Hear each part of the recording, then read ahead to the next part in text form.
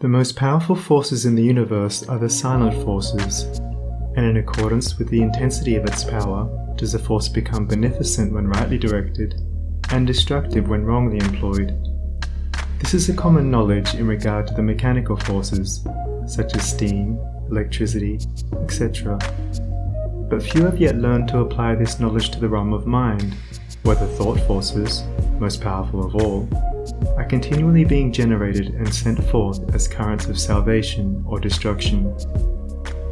At this stage of his evolution, man has entered into the possession of these forces, and the whole trend of his present advancement is their complete subjugation. All the wisdom possible to man on this material earth is to be found only in complete self-mastery, and the command, "Love your enemies," resolves itself into an exhortation to enter here and now into the possession of that sublime wisdom by taking hold of, mastering and transmuting, those mind forces to which man is now slavishly subject, and by which he is helplessly borne, like a straw in the stream, upon the currents of selfishness.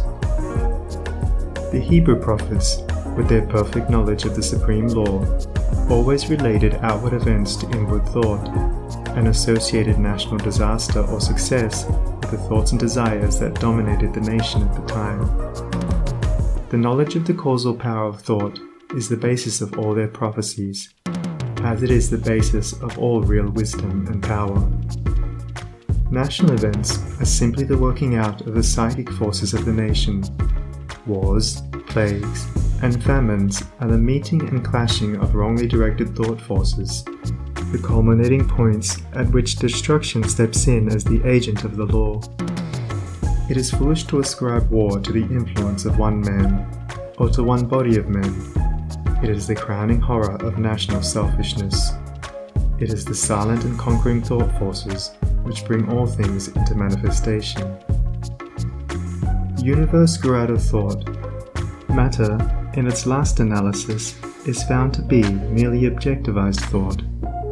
All men's accomplishments were first wrought out in thought, and then objectivized.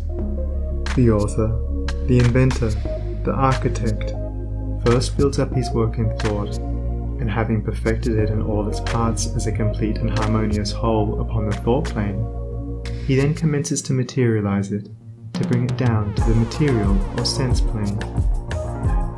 When the thought forces are directed in harmony with the overruling law, they are upbuilding and preservative, but when subverted, they become disintegrating and self-destructive.